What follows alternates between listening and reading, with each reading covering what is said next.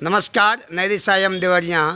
इस समय वैदिक श्री मनोहर जोशी गुरु जी वेद स्वाध्याय केंद्र ग्राम बदली पोस्ट सोनू घाट में श्री दुर्गेश जी के पास आए हैं, जो अभी अभी बागेश्वर धाम से देवरिया के लिए अपनी कुटी पर आ चुके हैं। आइए चलते हैं, इनसे बागेश्वर धाम और सनातन धर्म के बारे में आप तक पहुंचाते हैं श्री दुर्गेश जी द्वारा।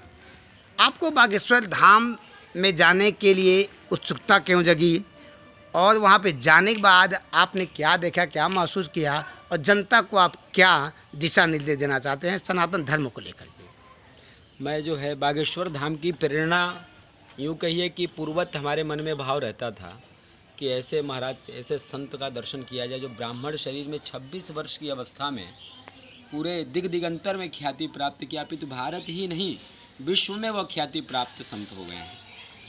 और एक कैसे चमत्कार हुआ, यह चमत्कार इसलिए हुआ कि वहाँ पे उनके दादा गुरु ने देवताओं का इष्टों की पूजा की और वह भूमि और वह मंदिर जागृत हुआ। तो इसका प्रतिनिधित्व जो है महाराज श्री कर रहे हैं वर्तमान में, बागेश्वर धाम वाले महाराज श्री। आपको वहाँ से आपने सनातन धर्म को लेकर के अभी एक जो रामचरितमानस में एक चौपाई हुई थी, उस पर आपने दो शब्दों में हिंदुओं के लिए आपने जागृत किया। उस संदर्भ में आप पुनः दोबारा क्या कहना चाहते हैं? नहीं, हिंदू मैं भाइयों तो किसी भी अपने पूर्वजों के किसी भी क्रिया पर प्रश्न चिन्ह नहीं लगाया जा सकता। शास्त्र तो ऐसे हैं कि समुद्र के समान है और अथाह ज्ञान का सागर है शास्त्र। तुलसीदास जी की रचना की बात करें तो आप समझिए कि तुलसीदास जी ने जन जन की भाषाओं का समावेश किया है। आप हर राज्य, हर प्रांत की भाषाओं का समावेश देखेंगे रामचरितमानस में। ताड़ना के अनेक अर्थ हैं, शब्दानाम अनेक अर्था, शब्द के अनेक अर्थ हैं। अभिप्राय हमारी दृष्टि का है कि हम किस दृष्टि से उसको देखते और समझते हैं। हाँ, शबरी का बैर जूठा खाकर भगवान राम ने जो है शबरी को प्रभावित किया, प्रसन्न किया, और यह संदेश दिया कि कहीं ऊंच नीच की भावना नहीं है। ऐसा तो तुलसीदास जी ने यह भी तो लिखा है। हम इस पे कोई इसको क्यों नहीं देखते हैं? सनातन धर्म में किसी को वर्ण व्यवस्था में किसी का अधिकार हमने नहीं छीना। किसी सनातन धर्म सबको एक भाव में देखता है। और वेद भी कहते हैं कि ब्राह्मणों से मुखमा सीदबाहु राजन्य। ये वेदों में भी लिखा है कि यह एक शरीर जो है इन 4 वर्णों के दम पे चलता है। और आज भी यदि हम पैर को शूद्र मानते हैं तो आपको बताऊं कि जो पुण्य का, जो मेरे जीवन का पुण्य होता है वो मेरे चरणों में ही होता है, चाहे वो कोई भी कास्ट का हो। इसलिए प्रणाम और नमस्कार करने की जो विधि है हमारे यहाँ शास्त्रोक्त, वह नतमस्तक होकर चरण पकड़ के अपने माता पिता, अपने भाई बंधु बड़ों का प्रणाम करने का विधान है। इसलिए इसको अन्यथा न लेते हुए उस तुलसीदास जी की चौपाई का सही दृष्टि से उसका भावार्थ अर्थ करें और उसको अपने जीवन में सार्थक बनाएं। तो आप देख रहे हैं श्री दुर्गेश जी, वैदिक श्री मनोहर जोशी गुरु जी वेद स्वाध्याय केंद्र महर्षि सांदीपनी राष्ट्रीय वेद विद्या प्रतिष्ठान उज्जैन मध्य प्रदेश, शिक्षा मंत्रालय भारत सरकार से संबद्ध एवं अनुदानित। यहाँ पे शिक्षार्थी अध्ययन करते हैं जो देश के कोने कोने में जाकर के सनातन धर्म का प्रचार प्रसार करेंगे और देश को हिंदुस्तान है, हिंदू राष्ट्र घोषित करने में कहीं से ये चूकेंगे नहीं।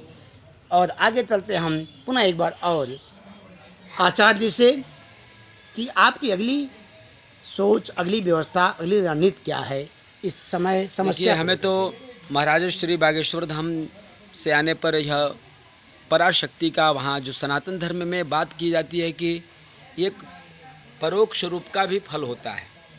हाँ, एक प्रत्यक्ष, एक परोक्ष, ठीक है। तो परोक्ष रूप में जो फल प्राप्त होता है वर्तमान में सनातन धर्म में कलिकाल में आंशिक रूप से दिखाई दे रहा है। यदि बागेश्वर धाम आप जाके देखेंगे तो महाराज श्री की वो तपस्थली जो है आपको बताएगी कि यहाँ पराशक्ति का निवास है और जन जन का कल्याण यहाँ पे हो रहा है और होता रहेगा, क्योंकि वह जागृत किया है। क्योंकि सनातन कभी नष्ट नहीं होता। भगवान राम ने क्षत्रिय कुल में जन्म लिया, भगवान कृष्ण ने यदुवंशियों में जन्म लिया।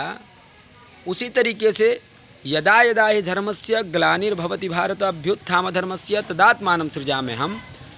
हमारे इस सनातन धर्म में वर्तमान समय में बागेश्वर धाम वाले महाराज जी का जन्म हुआ है ब्राह्मण शरीर में, सनातन के अभ्युदय के लिए हुआ है।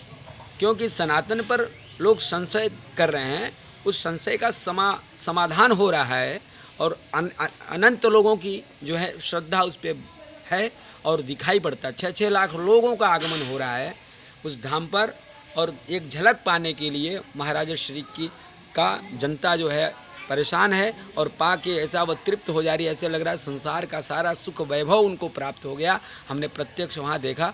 महाराज जी ने सनातन धर्म में हिंदू राष्ट्र की कल्पना इसी के निमित्त महायज्ञ करा उन्होंने, और हिंदू राष्ट्र हो ऐसा, क्योंकि हिंदू राष्ट्र कहता है सर्वे भवन्तु सुखिनः, हम सभी सुखी रहें, विश्व कल्याण की बात करता है।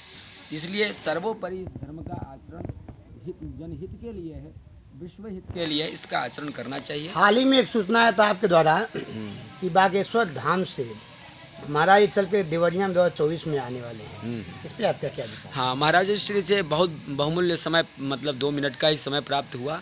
हम लोगों ने अपना प्रार्थना पत्र दिया कि हमारे आदरणीय श्री राहुल मणि जी जो हैं बैतालपुर नगर के निवासी हैं और देवरिया देवभूमि है और बाबा देहरावा बाबा की तपस्थली है, उसके अंतर्गत तो मैंने आमंत्रण दिया। राहुल भैया जो हमारे वहाँ के यजमान जी हैं, वो प्रेरणा स्रोत की महाराज जी को बुलाया जाए और यहाँ के जनमानस को भी लाभ पहुँचाया जाए। तो उन्होंने मुझे आश्वासन दिया है कि 2024 वाले जो आपके फाइनल जो 5वें वर्ष में यज्ञ होने जा रहा है पंचवर्षीय, उस यज्ञ में मैं पधार के जरूर पधारूंगा, ऐसा उन्होंने कहा है। आगामी उनकी व्यवस्था हम लोग करने में लगे हैं। महाराज श्री से पुनः जाके मिलना है मार्च माह में, और उसके बाद से यज्ञ का आगे का कार्यक्रम बनेगा, क्योंकि उनके आने में 2 से 3 लाख जनता बाहर से आती है, जिनका अन्नपूर्णा क्षेत्र के नाम से बराबर 24 घंटे भोजन व्यवस्था करनी पड़ती है। श्री धाम खीरा में 5वें वर्ष के यज्ञ में आएंगे, 4थे वर्ष के यज्ञ कब से है? हाँ, अपना 4था वर्ष का जो यज्ञ है वो लक्ष्मी नारायण याग होने जा रहा है। दिनांक 25 तारीख से लेके 3 तारीख तक जो है अपना यज्ञ संपन्न होगा। 7 सप्तदिवसीय जो है महायज्ञ का आयोजन है श्री धाम खीरा में। बहुत बहुत धन्यवाद।